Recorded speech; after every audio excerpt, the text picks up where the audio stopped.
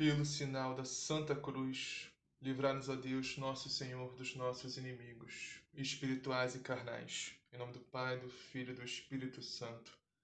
Creio em Deus Pai, Todo-Poderoso, Criador do céu e da terra, e em Jesus Cristo, seu único Filho, nosso Senhor, que foi concebido pelo poder do Espírito Santo, nasceu da Virgem Maria, padeceu sob Pôncio Pilatos, foi crucificado, morto e sepultado, desceu à mansão dos mortos, ressuscitou ao terceiro dia, subiu aos céus, está assentado à direita de Deus Pai Todo-Poderoso, donde há de vir a julgar os vivos e os mortos. Creio no Espírito Santo, na Santa Igreja Católica, na comunhão dos santos, na remissão dos pecados, na ressurreição da carne, na vida eterna. Amém.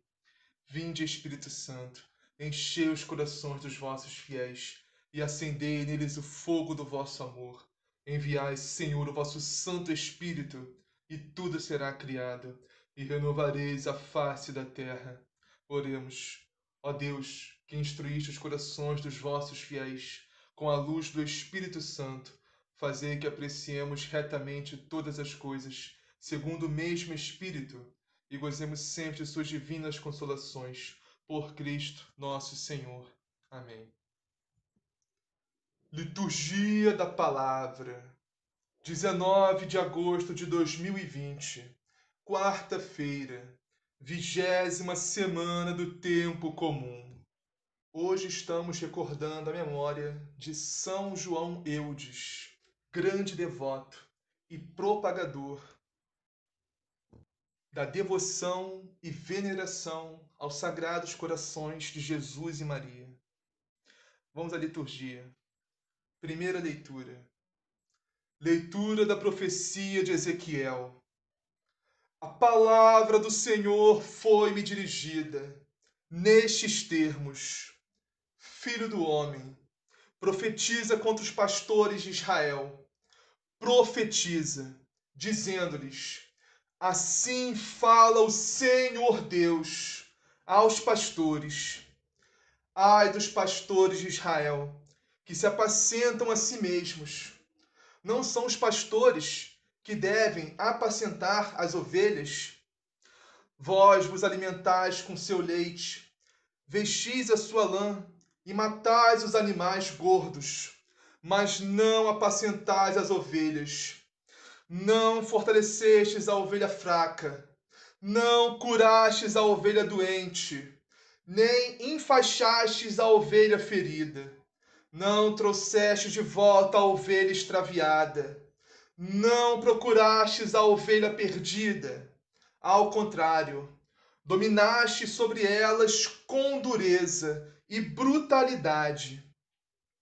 As ovelhas dispersaram-se por falta de pastor, tornando-se presa de todos os animais selvagens. Minhas ovelhas vaguearam sem rumo por todos os montes e colinas elevadas. Dispersaram-se minhas ovelhas por toda a extensão do país, e ninguém perguntou por elas, nem as procurou. Por isso, ó pastores, escutai a palavra do Senhor.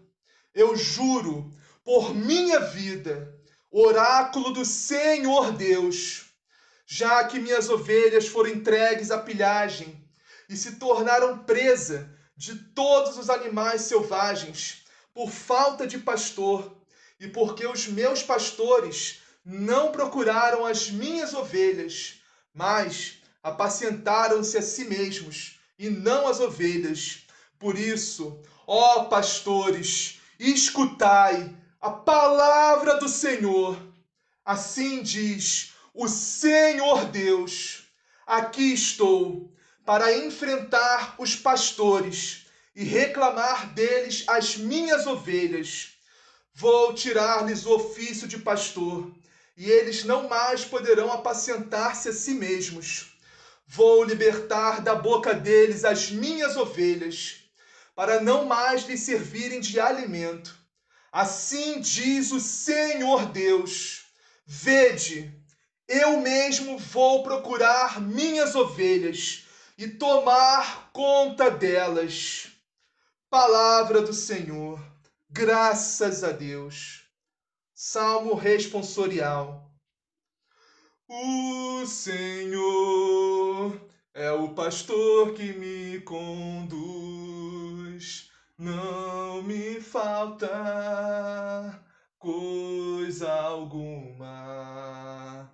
O Senhor é o pastor que me conduz, não me falta coisa alguma. O Senhor é o pastor que me conduz, não me falta coisa alguma. Pelos prados e campinas verdejantes, ele me leva a descansar. Para as águas repousantes, me encaminha e restaura as minhas forças.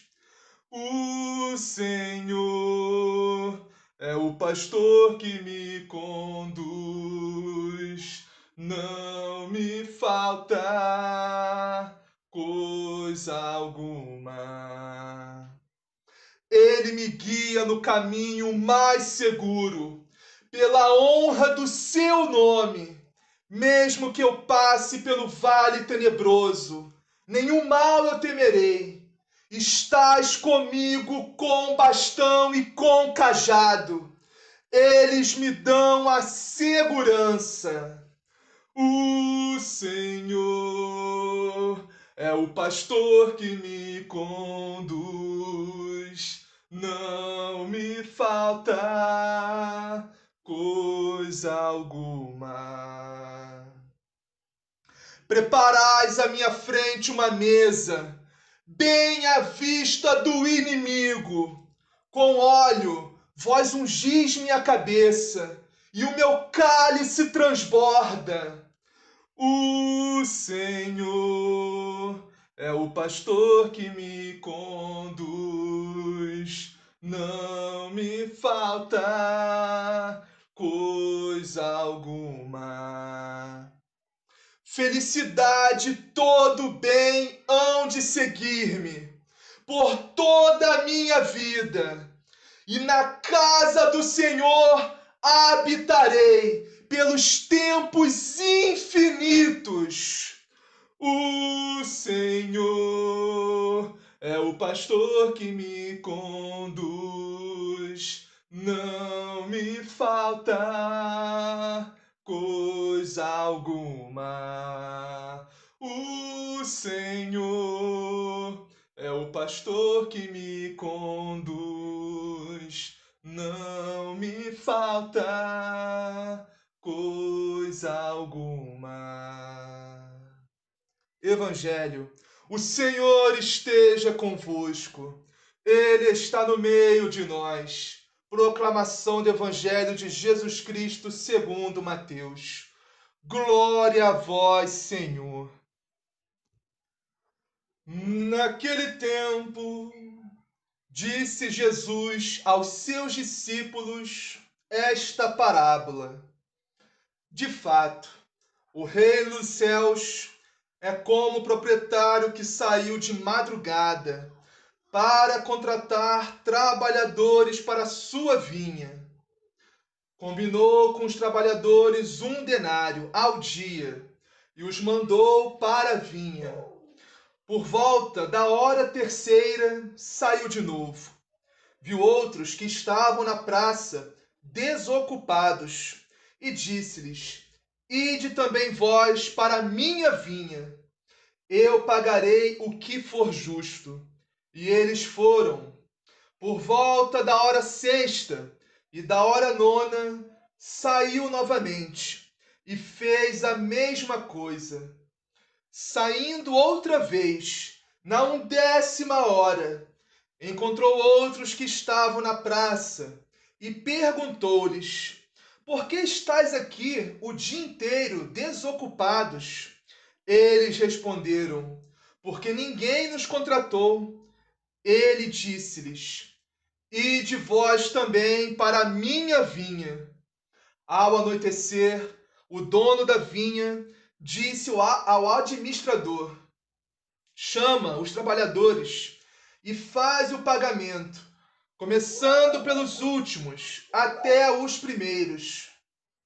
Vieram os que tinham sido contratados na 10ª hora, cada qual recebendo 1 denário.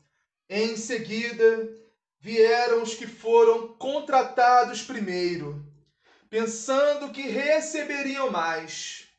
Eles também receberam cada qual 1 denário.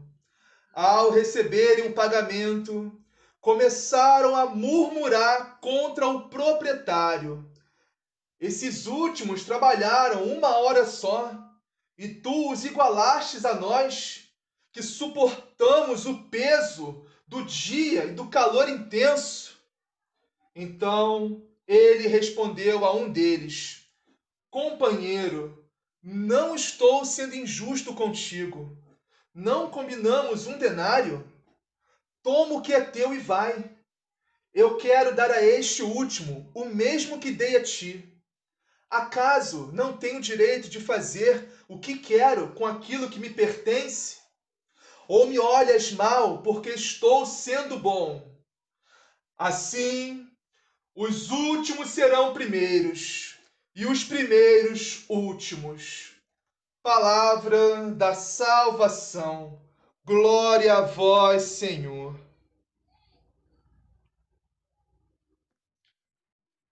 Vamos iniciar a meditação de hoje na primeira leitura. Ezequiel, capítulo 34, versículos 10 e 11. É o final dessa primeira leitura. Mas antes de chegarmos no final, vamos contextualizar o que está acontecendo nessa primeira leitura. A palavra do Senhor foi dirigida a Ezequiel. Ezequiel para profetizar contra os pastores de Israel. Por que Deus mandou Ezequiel profetizar contra os pastores de Israel? Porque naquela época os pastores de Israel não estavam pastoreando, ou seja, não estavam cuidando das ovelhas. E quem são os pastores? Os pastores são os sacerdotes, né? Naquela época, os levitas, né? Que não estavam cuidando do povo de Israel. Não estavam. Eles estavam mais preocupados com eles mesmos, com o dinheiro, com as coisas, né? Do que com a salvação daquelas almas. Ou seja, estavam apacentando a si mesmos, né? Estavam preocupados com a sua comida, com o seu dinheiro, com o seu patrimônio, com os seus bens, com as suas posses, com o seu bem-estar, mas não estavam se preocupando com as ovelhas da casa de Israel, ou seja, com os fiéis, com os judeus, né? Os hebreus, os israelitas, o povo de Israel. Os fariseus são um exemplo muito bom disso nas Sagradas Escrituras, no Novo Testamento, né? Na Bíblia. Os fariseus, eles só se preocupavam com eles mesmos. Eles só queriam a vanglória, só queriam status, poder, fama, dinheiro. E estavam nem aí pro povo. Queriam extorquir o pobre, extorquir a viúva. E só se preocupavam com eles mesmos, com o bem-estar deles, né? E apacentavam a si mesmos. Os fariseus são um ótimo exemplo disso. Esse texto foi feito para os fariseus. Não exatamente naquela época. Porque naquela época, né, Ezequiel é pré-exílio, né? Pós-pré-exílio, na época do exílio babilônico. Então, os fariseus e os saduceus só começaram a surgir depois que voltaram do exílio, construíram um novo templo, aí sim, um novo judaísmo. Mas isso é um detalhe só. Mas esse texto é para os fariseus, sim. Né? Quem são os fariseus? Os fariseus são os pastores que se preocupam mais com eles mesmos do que com as ovelhas. Né? Se preocupam com dinheiro, com fama, com poder, com status, com vanglórias desse mundo, mas esquecem de levar as ovelhas para o caminho do céu. Né? Esquece completamente disso. Colocar as ovelhas no caminho do Senhor. Rapaz, esse texto, Ezequiel, é bom pra gente parar um pouco para refletir, né? Será que temos fariseus hoje em pleno século XXI, né? Se dizem pastores, mas se preocupam mais com dinheiro do que em colocar as ovelhas no caminho, os fiéis no caminho de Deus. Será que temos, né, fariseus hoje em dia? É bom pra gente refletir um pouco sobre isso. Então vamos meditar sobre isso, né? Vamos refletir sobre isso, né? Se hoje em dia tem pastores que se preocupam mais consigo mesmos, com vanglórias, com status, com fama, com poder, do que com a salvação das almas, ou seja, com o alimento das ovelhas, levar as ovelhas para o céu. Então, reflitam sobre isso. Mas vamos iniciar a meditação, então, do versículo de hoje, que a gente nem começou ainda, já estou me empolgando muito nessas primeiras leituras, estão lindíssimas essas primeiras leituras, nossa. 10 e 11, Ezequiel 34, 10 e 11. Assim diz o Senhor Deus: Aqui estou para enfrentar os pastores e reclamar deles as minhas ovelhas. Vou tirar-lhes o ofício de pastor, e eles não mais poderão apacentar-se a si mesmos. Vou libertar da boca deles as minhas ovelhas, para não mais lhes servirem de alimento. Ou seja, o pastor se alimenta das ovelhas, ou seja, se alimenta do dinheiro das ovelhas, se alimenta da atenção das ovelhas, se alimenta... O pastor se alimenta das ovelhas, né? Da vanglória, do estado da fama que as ovelhas dão para ele. Mas não estão nem aí para a salvação das ovelhas, né? Querem mais é extorquir as ovelhas, querem... Entende? Então, o pastor tem que ser o contrário. O pastor tem que alimentar as ovelhas, não se alimentar das ovelhas. O pastor, entendeu? Então vamos lá. Então, Deus nos diz: Vou libertar da boca deles minhas ovelhas, para não mais servirem de alimento. Assim diz o Senhor Deus: Vede, eu mesmo vou procurar minhas ovelhas e tomar conta delas. Ou seja, foi isso que Jesus Cristo fez. Deus se encarnou em Jesus Cristo e veio ao mundo, aqui no nosso mundo, pessoalmente tomar conta das ovelhas. Foi isso que o nosso Senhor Jesus Cristo fez. Foi isso que Deus fez em nosso Senhor Jesus Cristo, né? Ele veio apacentar as ovelhas pessoalmente, recolher as ovelhas dispersadas e tomar conta, e alimentar, e cuidar, e nos alimentar com o seu próprio corpo, seu próprio sangue, na Santíssima Eucaristia. Então, esse final dessa primeira leitura, né, Ezequiel 34, 10, 11, é uma profecia que se cumpre em Jesus Cristo. Vamos meditar agora o Salmo responsorial, que é o Salmo 22 ou 23, dependendo da Bíblia, da tradução. Vamos lá. O Senhor é o pastor que me conduz, não me falta coisa alguma. O Senhor, nosso Deus, Jesus Cristo, é o nosso pastor que nos conduz através do teu Espírito Santo, que foi derramado em Pentecostes, através da Santíssima Eucaristia, o corpo e sangue de Cristo que comungamos, pelo menos no mínimo, né, todo domingo deveríamos comungar. Mas, se possível, todo dia, né, o próprio Deus, o próprio Senhor nos conduz, através dos nossos sacerdotes, nossa igreja, através da Santíssima Eucaristia, da oração, da comunhão, da meditação, da palavra.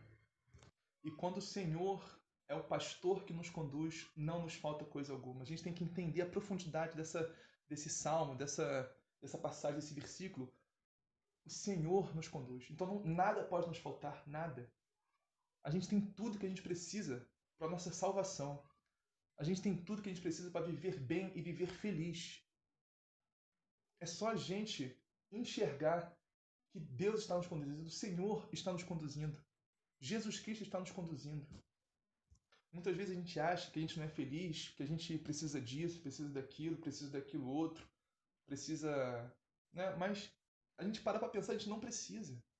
Não precisa. A gente pede para Deus algo, Deus não nos atende, né? Não porque Deus não quer nos atender, mas porque às vezes a gente pede algo para Ele que se a gente recebesse, se Deus concedesse isso seria um risco para a nossa salvação. Isso seria um risco, colocaria em risco a nossa salvação eterna. E não tem nada mais importante nesse mundo do que a nossa salvação eterna. Esse mundo é passageiro, a vida eterna é eterna.